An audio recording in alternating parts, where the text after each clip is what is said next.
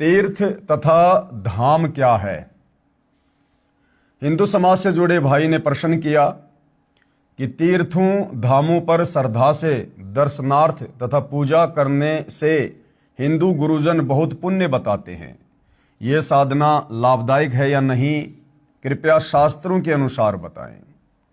अब हिंदू समाज से जुड़े भाई बहनों को सतगुरु रामपाल जी के सत्संग सुनकर, उनके कर कमल से लिखित पुस्तकों को पढ़कर अध्यात्म के विषय में बहुत कुछ जानकारियां प्राप्त हो रही हैं। तो आगे से आगे उनकी जिज्ञासा बढ़ रही है।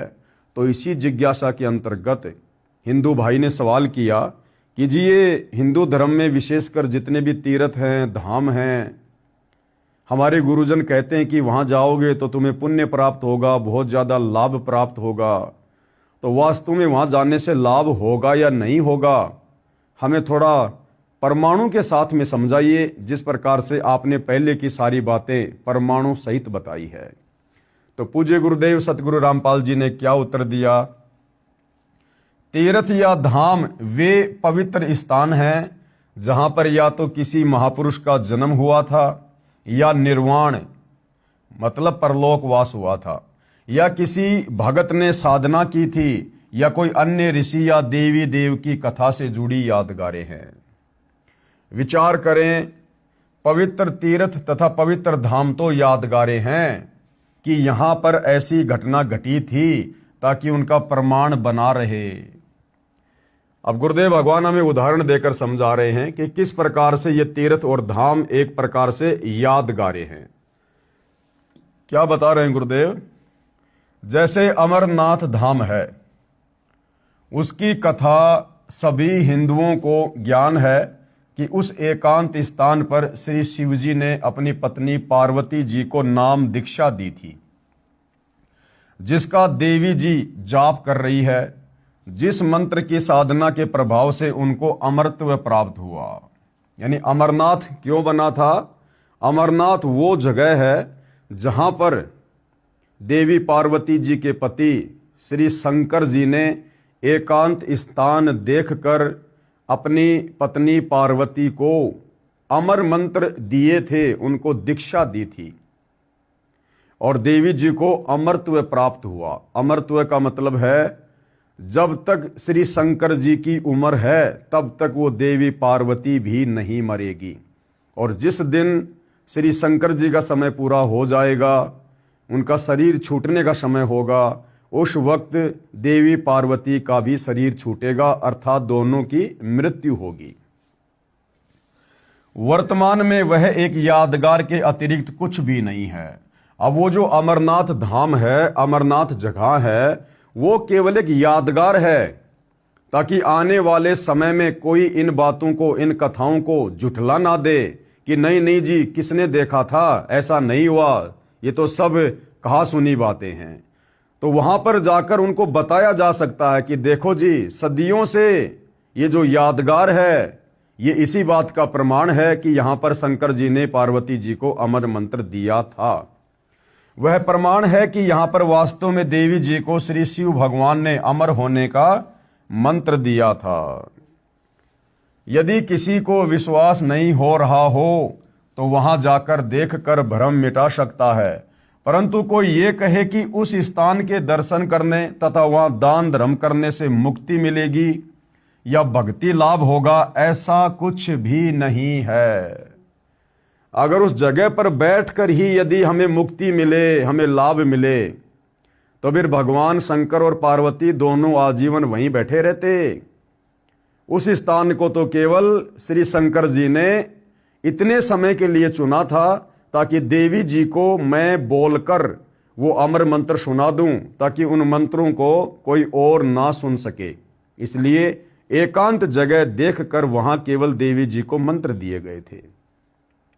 अब उस अमरनाथ स्थान पर जाने से, वहां पर बसने से, वहां पर दान धर्म करने से, वहां पर भंडारा करने से किसी प्रकार का कोई लाभ साधक को नहीं होने वाला है, क्योंकि उस अमरनाथ से मंत्र लेकर देवी पार्वती ने भी उन मंत्रों का जाप अपने घर पर ही किया था, ना कि उस अमरनाथ वाली जगह पर बैठकर। तो हमारे वहां जाने से हमें भी किसी प्रकार का कोई लाभ नहीं मिलना है। रही बात दान धर्म करने की, आप कहीं पर भी धर्म का कार्य करो, आपको उसका फल मिलेगा, क्योंकि वह आपको शुभ कर्मों में परमात्मा उसी समय लिख देता है। देखो, हम कोई भी अच्छा कार्य कहीं भी करेंगे तो परमात्मा से कुछ भी छुपा हुआ नहीं है। परमात्मा हमारे उस पुण्य वाले अकाउंट में उसको लिख देगा। जैसे गुरुदेव हमें उदाहरण देकर बताते हैं कि जिस प्रकार कोई भी व्यक्ति कोई गलत कार्य करता है, किसी की हत्या करता है, और हत्या वो चाहे किसी भी एकांत जगह पर जाकर कर दे, परमात्मा ने वो सब देख लिया है और उसके बैड अकाउंट में, उसके पाप कर्मों में वो दोष लिख दिया है। तो इसी प्रकार शुभ कार्य, अच्छा कार्य, अच्छी भक्ति, शुभ भक्ति, सत भक्ति हम कहीं भी बैठकर करें, हमारा उसका जो लाभ है, जो परिणाम है, वो परमेश्वर हमारे खाते में लिख देता है।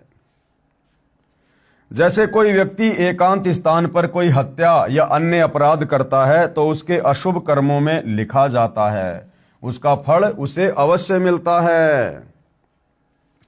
इसलिए पुण्य का कार्य कहीं पर भी करो, उसका फल तो मिलेगा। पुण्य करने के लिए दूर स्थान तीर्थ पर जाना बुद्धिमता नहीं है। यही प्रश्न एक समय जिंदा साधु के रूप में मथुरा में प्रकट परमेश्वर कबीर जी से एक तीर्थ यात्री श्री धर्मदास सेठ द्वारा किया गया था, जो मथुरा तीर्थ पर स्नानार्थ तथा दान धर्म करने के लिए अपने गुरु रूपदास वैष्णव के बताए भक्ति कर्म को करने बांधवगढ़ नामक नगर, जो कि मध्य प्रदेश है, वहां से आया था।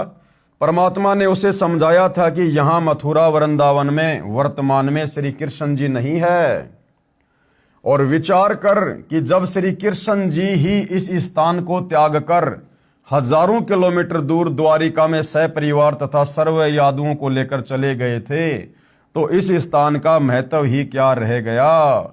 यह तो एक यादगार है, यादगार।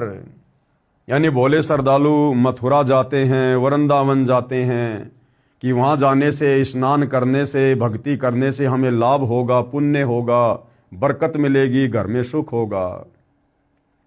तो सतगुरु रामपाल जी समझाना चाहते हैं कि ए नादान हिंदू साहिबानों, कम से कम अपने इतिहास पर तो नजर डालो। उस मथुरापुरी को जहां पर जाकर आप जी लाभ प्राप्त करने की चेष्टा कर रहे हो, अंत के दिनों में श्री कृष्ण जी ने दुखी होकर उस मथुरापुरी को त्याग दिया था और वहां से हजारों किलोमीटर दूर द्वारिका में जाकर रहने लगे थे। अपने जीवन के अंतिम दिन श्री कृष्ण जी ने द्वारिका में बिताए थे। अब बताओ, जिस मथुरा को श्री कृष्ण जी ने ही त्याग दिया था, अब वहां पर जाकर स्नान करने से, दान धर्म करने से या अन्य कोई धार्मिक क्रिया करने से भला तुम्हें कैसे लाभ होगा? नहीं हो सकता। ये तो एक यादगार है कि कभी श्री कृष्ण जी ने कुछ समय यहां बिताया था। कंस, केसी तथा चाणूर अन्यायियों को मारा था। परमात्मा ने कहा कि हे धर्मदास, आप गीता शास्त्र को साथ लिए हो, इसका रोजाना पाठ भी करते हो, इसमें कहीं वर्णन है कि तीर्थ जाया कर अर्जुन बेड़ा पार हो जाएगा? क्या इस गीता जी में या चारों वेदों में कहीं लिखा हुआ है कि तीर्थों पर जाना चाहिए और तीर्थों पर जाने से भला हो जाएगा, बेड़ा पार हो जाएगा? नहीं, इसमें कहीं वर्णन है कि तीर्थ जाया कर अर्जुन, तेरा बेड़ा पार हो जाएगा। धर्मदास जी ने कहा, नहीं प्रभु, गीता में कहीं पर भी प्रभु का आदेश ऐसा नहीं लिखा है। परमेश्वर जी ने कहा कि गीता अध्याय 16 श्लोक 23 को पढ़, उसके अनुसार तो ये तीर्थ यात्रा शास्त्र में वर्णित न होने से व्यर्थ साधना है। क्योंकि गीता अध्याय 8 श्लोक नंबर 13 में ये काल ब्रह्म केवल एक ओम नाम की साधना करने का आदेश साधक को दे रहा है कि भैया मेरा तो केवल एक ओम नाम का जाप है, और जो शरीर छूटने तक, अंतिम श्वास तक इस मंत्र का जाप करता है, वो मेरी वाली परम गति को प्राप्त करता है। और इस ब्रह्म से मिलने वाली परम गति क्या है? इसके ब्रह्म लोक में साधक चला जाता है, और ब्रह्म लोक पर्यंत सारे लोग पुनरावर्ती में हैं। यानी इस ब्रह्म, इस काल के ब्रह्म लोक में जो कि ये गीता जी का ज्ञान दे रहा है, श्री कृष्ण जी के शरीर में प्रवेश करके ये ब्रह्मलोक में रहता है और इसके ब्रह्मलोक में गया हुआ साधक भी अपनी भक्ति कमाई को खर्च करके पुनः संसार में लौटकर आता है, अन्य सभी योनियों को प्राप्त करता है, नरक में भी जाता है, 84 लाख योनियों में भी जाता है। उसके बाद यही काल ब्रह्म गीता अध्याय 15 श्लोक नंबर 17 में अपने से अन्य किसी सर्वश्रेष्ठ परमात्मा की भक्ति साधना करने की सलाह दे रहा है कि उत्तम पुरुष तु अन्य परमात्मा इति उदाहरते, कि सर्वश्रेष्ठ परमात्मा तो वो है जो तीनों लोकों में प्रवेश करके सबका धारण पोषण करता है, और अर्जुन उसी की भक्ति करनी चाहिए। अपने तमाम धार्मिक अनुष्ठानों में उसी को इष्ट मानकर भक्ति करनी चाहिए। गीता जी में किसी तीर्थ पर जाना, किसी धाम पर जाना या किसी मेले में जाना, किसी बाबा जी की समाधि पे जाना, ऐसा कुछ भी कहीं भी कोई आदेश नहीं है। तो गीता जी के अध्याय 16 श्लोक नंबर 23 के अनुसार ये शास्त्र विधि को त्याग कर मनमाना आचरण होने के कारण साधक को इस प्रकार की साधनाओं से किसी प्रकार का कोई लाभ नहीं मिलता है। यदि आपके ज्ञानहीन गुरुओं की माने कि तीर्थ पर जाने से पुण्य लगता है, फिर पुण्य तो एक लगा और पाप लगे करोड़ों अरबों। परमात्मा धर्मदास जी को समझा रहे हैं कि धर्मदास मान लो, आपके उन तत्व ज्ञानहीन गुरुओं ने, जिनको स्वयं शास्त्रों का ज्ञान नहीं, भक्ति का ज्ञान नहीं, और उन्होंने कहा सुनी बातों के आधार से आपको कह दिया कि धर्मदास आप मथुरा जाओ और आपको पुण्य मिलेगा। तो धर्मदास विचार कर, तू जहां से चलकर आया है तकरीबन 500-700 किलोमीटर से इस तीर्थ पर नहाने के लिए मथुरा में, तो तेरे को पुण्य मिलेगा एक, लेकिन इस पुण्य को करने के चक्कर में तूने पाप कर दिए अरबों खरबों। धर्मदास ने कहा कि भगवान वो कैसे? तो परमात्मा ने बताया कि भाई तू बांधवगढ़ से आया है पैदल, और बांधवगढ़ से मथुरा की दूरी कम से कम 700-800 किलोमीटर है, और नादान तूने अपने पैरों के नीचे कितने कीड़ी मकोड़े, सूक्ष्म जीव, चींटियां तूने कितने मार दिए होंगे? बोला जी गिनती नहीं है, क्योंकि परमात्मा की वाणी है, भाई पृथ्वी ऊपर पग जो धारे, करोड़ जीव एक दिन में मारे। एक व्यक्ति जो सुबह अपनी रोजी रोटी के लिए घर से बाहर निकलता है, चाहे पैदल जाता है, चाहे साइकिल पर, चाहे मोटरसाइकिल पर, चाहे बस में, चाहे खुद की कार में, और शाम को अपना काम धंधा करके जब वो वापस घर पर लौटता है, वो व्यक्ति करोड़ों जीवों की हत्या करता है, करोड़ों जीवों की। उसकी गाड़ी की टक्कर से कितने सूक्ष्म जीव मर जाते हैं, उसकी गाड़ी के टायरों के नीचे कितने कीड़े मकोड़े मर जाते हैं। तो एक व्यक्ति रोजाना करोड़ों जीवों की हत्या करता है, तो इस काल के विधान अनुसार वो करोड़ों पाप कर्म भी उसी जीव के बैड अकाउंट में लिख दिए जाते हैं, उसके अशुभ कर्मों में लिख दिए जाते हैं। तो परमात्मा ने धर्मदास जी को बताया कि नादान, तुम्हारे भ्रमी धर्म गुरुओं ने तुम्हें इस प्रकार से शास्त्र विरुद्ध साधना पर लगाकर तुम्हें पाप का भागी बना रखा है। तेरे को बांधवगढ़ से मथुरा आने का पुण्य तो केवल एक मिलेगा, अगर तुम मानता है तो। वैसे तो पुण्य मिलेगा नहीं, क्योंकि जो आपकी ये साधना है ये शास्त्र विरुद्ध है। लेकिन फिर भी चलो आपके गुरुओं की बात बड़ी करते हैं। तुझे यहां आकर स्नान करने का एक पुण्य मिला, लेकिन तूने पाप कितने कमा लिए। तूने पाप कर्मों की तो मालगाड़ी भर ली, जो तेरे से कभी भी उतरने में नहीं आएगी। तो धर्मदास जी सहम गए और परमात्मा जी से आगे आगे और जानने की इच्छा व्यक्त की।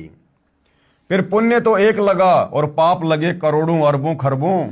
ये सुनकर सेठ धर्मदास अंधश्रद्धा भक्ति करने वाला कांप गया और उसका गला सूख गया। बोला कि हे जिंदा, इतने पाप कैसे लगे, कृपया समझाइए। तो परमेश्वर कबीर जी यानी जिंदा वेशधारी प्रभु यानी जिंदा महात्मा की वेश में परमात्मा धर्मदास जी को मिले थे। परमात्मा ने समाधान इस प्रकार किया, कहा कि हे धर्मदास, आप बांधवगढ़ से मथुरा नगरी में वृंदावन में आए हो। बांधवगढ़ यहां से लगभग 250 कोस, लगभग 750 किलोमीटर है। वहां से यहां तक पैरों चलकर आने से आपके द्वारा अनेकों जीव हिंसा हो गई। आपने इस मथुरा तीर्थ के जल में स्नान किया, करोड़ों सूक्ष्म जीव भी तीर्थ के जल में थे, जो आपके स्नान करने से रगड़ लगने से मारे गए तथा आप जी ने भोजन बनाने से पहले जो चौका गारा तथा गाय के गोबर से लीपा उसमें उसी जल का प्रयोग किया तथा पृथ्वी पर उपस्थित जीव चौका लीपते समय करोड़ों जीव मारे गए। ये सब पाप आपको लगे, आप बताओ कि आप लाभ का सौदा कर रहे हो या घाटे का। धर्मदास जी के मुख से कोई बात नहीं निकली, उत्तर नहीं आया, क्योंकि वह भय के कारण स्तब्ध हो गया था। कुछ क्षण के पश्चात परमात्मा जिंदा वेशधारी के चरणों में गिर गया तथा यथार्थ शास्त्रोक्त भक्ति बताने की याचना की कि हे परमात्मा, मुझे सत्य भक्ति साधना बताओ जो शास्त्रों के अनुसार है, मैं तो बड़ा पाप का भागी बन रहा हूं। परमात्मा कबीर जी ने शास्त्रों में वर्णित साधना करने को बताई तथा अन्य सब आन उपासना यानी पाखंड पूजा त्यागने को कहा कि धर्मदास, ये तीर्थों पे जाना, धामों पे जाना, ये पैदल यात्रा करना, ये कावड़ लेके आना, ये सब शास्त्रों के विरुद्ध होने से तुम्हें पाप का भागी बनाती है, पुण्य तुम्हें नहीं मिलता।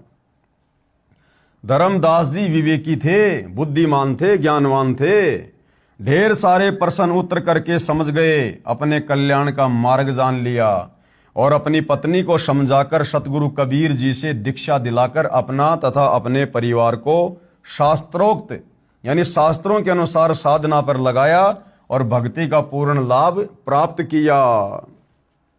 धर्मदास जी को परमेश्वर कबीर जी एक साधु यानी जिंदा बाबा के वेश में मिले थे, जो तीर्थों पर भ्रमण कर रहा था तथा सब देवी देवताओं की पूजा किया करता था। कौन? धर्मदास जी। उसे परमेश्वर कबीर जी ने समझाया कि हे धर्मदास, तेरी साधना गलत है।